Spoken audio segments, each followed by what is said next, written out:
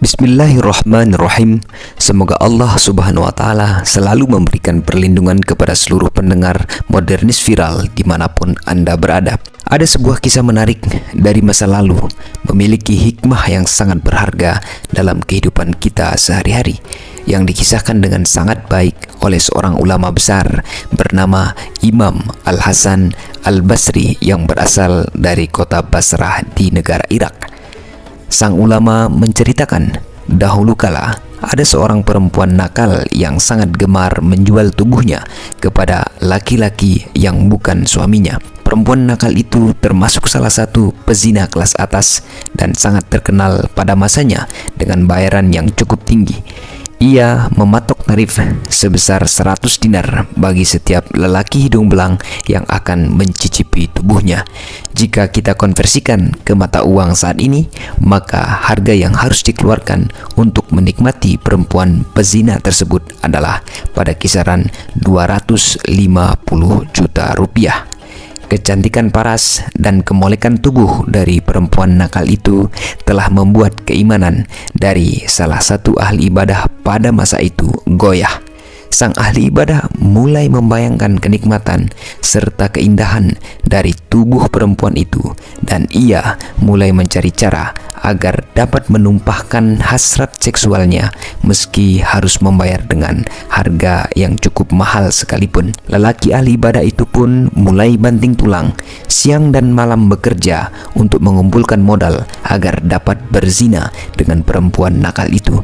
Ketika uang sudah terkumpul, lelaki itu pun pergi bergegas dari kampung halamannya dengan membawa bekal yang cukup. Ia pun mendatangi perempuan itu dengan membawa 100 dinar hasil jerih payahnya selama ini. Sang lelaki itu pun berhasil menemui perempuan itu. Namun ketika perbuatan hina dina itu akan dilakukannya, tiba-tiba saja sang ahli ibadah itu merasakan takut yang luar biasa.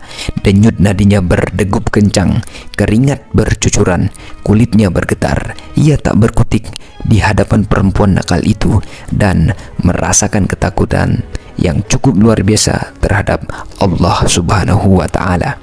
Sontak sang ahli ibadah berkata, "Wahai perempuan, ambillah 100 dinar ini untukmu saja.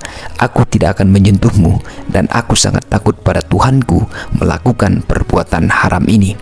Perempuan yang sudah biasa melayani dan berzina dengan laki-laki lain itu pun sangat terkejut mendengar ucapan dari laki-laki yang baru saja ia temui itu. "Ambillah 100 dinar ini dan saya akan pergi." "Tidak," kata sang perempuan nakal itu. Lelaki itu menjawab, "Saya takut kepada Allah Subhanahu wa Ta'ala." Perempuan itu melarang laki-laki itu untuk pergi. Ia pun memberi syarat yang cukup menantang. "Kamu boleh pergi dengan syarat bahwa suatu saat kamu harus menikah denganku." "Baiklah," ucap lelaki itu. Akhirnya ia pun pergi meninggalkan perempuan itu dan ia kembali menuju kampung halamannya. Lelaki itu pun bertobat dan menyesali perbuatan yang baru saja ia lakukan.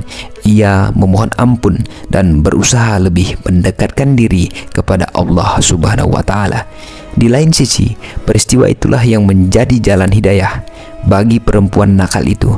Ia mendapatkan jalur pertobatan dari Allah Subhanahu wa Ta'ala, bukan dari mendengarkan tausiah, bukan karena ceramah para tokoh-tokoh agama, tetapi karena sikap dari sosok lelaki ahli ibadah yang memberinya 100 dinar secara gratis tanpa mencicipi tubuhnya yang aduhai, karena rasa takutnya kepada Allah Subhanahu wa Ta'ala. Setelah beberapa waktu dari kejadian itu, perempuan yang cantik jelita itu pun memutuskan untuk menemui sang ahli ibadah itu dengan mendatangi ke kampung halamannya.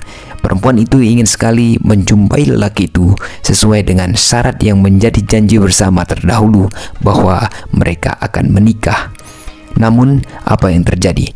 Begitu perempuan itu tiba di kampung halaman lelaki itu, peristiwa di luar dugaan justru menimpa laki-laki ahli ibadah itu. Pada saat laki-laki ahli ibadah itu kembali melihat perempuan bezina yang dulu pernah menggoda hatinya, ia justru langsung tersungkur jatuh ke tanah karena rasa takut pada Allah Subhanahu wa Ta'ala, dan ia pun meninggal menghadap sang pencipta Allah Subhanahu wa Ta'ala. Atas peristiwa itu, perempuan itu pun merasakan kecewa yang sangat mendalam dan tak menduga terhadap apa yang terjadi di hadapannya. Ia mempertanyakan mengapa orang yang dianggap menjadi pintu wasilah pertaubatannya justru tiba-tiba wafat menghadap Allah Subhanahu wa Ta'ala. Perempuan itu lalu bertanya kepada orang-orang yang berada di kampung halaman laki-laki ahli ibadah itu, apakah laki-laki yang telah membawanya berhenti sebagai pezina itu memiliki saudara kandung laki-laki?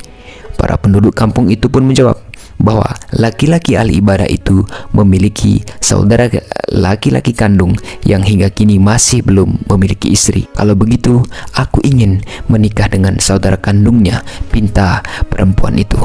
Akhir kisah, mereka pun menikah dan melanjutkan hidup sesuai dengan aturan-aturan agama. Pelajaran yang dapat kita ambil bahwa setinggi apapun kadar ibadah seseorang hamba, tetap akan ada bujuk rayu dan tipu muslihat iblis yang tak pernah berhenti untuk secara terus-menerus menggoda manusia. Iblis akan selalu saja hadir membuat seseorang beralih dari jalan lurus Shiratal Mustaqim. Iblis akan selalu datang untuk membengkokkan seorang hamba dari jalan yang seharusnya. Iblis akan selalu mendatangi manusia untuk menggoda seorang hamba dari segala arah, dari depan, dari belakang, dari kanan, dari kiri, dari atas, dan dari bawah. Karena itu maka sudah sewajarnya kita sebagai hamba yang lemah agar senantiasa memohon perlindungan kepada Allah dari godaan iblis yang terkutuk. Sebagai seorang hamba, maka jangan pernah merasa berada di zona aman dalam menjalani kehidupan sehari-hari. Setan maupun iblis akan selalu datang memberikan bisikan untuk tidak taat kepada Allah Subhanahu wa Ta'ala. Sebelum sholat, iblis akan berbisik, janganlah kamu sholat. Dalam sholat, iblis akan kembali berbisik, memain-mainkan pikiran manusia untuk mengingat pada berbagai hal. Selesai kita melaksanakan sholat, iblis kembali datang membisikkan bahwa sholat kita paling khusyuk, paling hebat, sehingga menimbulkan ria dalam ibadah. Sebelum seorang akan belajar mengaji, iblis datang membisikkan, janganlah engkau belajar mengaji. Setelah kita belajar mengaji, iblis mulai membisikkan bahwa engkaulah yang paling hebat bacaannya, tajwidnya, paling bagus suaranya. Iblis selalu datang mengganggu, menggoda, dan membisikkan agar kita lalai dari jalan yang lurus. Allazi yuwaswisu fi sudurin nas minal jinnati wan nas. Ternyata begitu bersemakannya orang mencari harta pada pagi, petang, siang, dan malam hari dengan tujuan bukan untuk berinfak, bukan untuk bersodakoh, tetapi ingin menikmati kemalikan tubuh sang perempuan nakal yang aduhai itu. Maka inna sholata, sesungguhnya solatmu, tanha, mencegah kamu anil fahsya'i wal mungkar, dari perbuatan keji dan mungkar. Maka zikir yang kita lakukan, bacaan Quran yang kita lantunkan, solat yang kita rutinkan akan berfungsi sebagai benteng dalam menjaga diri pribadi kita dari perbuatan-perbuatan yang dilarang dan diharamkan oleh Allah Subhanahu wa Ta'ala. Lihatlah bagaimana benteng pertahanan itu justru bekerja pada saat laki-laki ahli ibadah itu ingin mencicipi tubuh perempuan nakal itu. Justru ada rasa takut kepada Allah Subhanahu wa Ta'ala yang menyebabkan ia tak melakukan perbuatan hina dina itu. Bahwa ada orang yang tobat karena mendengar khutbah, ada orang yang tobat karena mendengar ceramah. Tapi apa yang terjadi pada perempuan nakal itu? Ia justru bertaubat karena melihat ada rasa takut dari seorang hamba Allah Subhanahu wa Ta'ala yang tidak menikmati kemalikan tubuh indahnya. Ketakutan seorang hamba ahli ibadah itu membuat perempuan itu bertobat. Tapi ternyata rasa takut itu pula yang membuat lelaki ahli ibadah itu wafat. Ia wafat dalam keadaan rasa takut pada Sang Pencipta. Lelaki itu takut bukan karena takut miskin, bukan takut karena melarat, tetapi lelaki itu takut kepada Allah Subhanahu wa Ta'ala dalam keadaan ketaatan. Dan akhirnya perempuan yang bertobat itu dipertemukan Allah dengan orang yang baik, dipertemukan dengan saudara dari orang yang baik. Begitulah Allah memberikan jalan kebaikan yang tidak pernah diperkirakan sebelumnya. Bahwa dalam hidup kita pasti pernah melakukan kesalahan, kita pernah melakukan dosa, bahkan kita pernah melakukan perbuatan-perbuatan maksiat lainnya. Hikmah yang dapat kita ambil, bila dulu kehidupan kita pernah hitam legam, pernah dalam kondisi buruk karena perbuatan dosa, jangan sampai pada akhirnya tetap dalam keadaan yang demikian. Mari kita perbaiki diri dan selalu memanjatkan doa agar kita selalu dalam lindungan Allah Subhanahu wa ta'ala.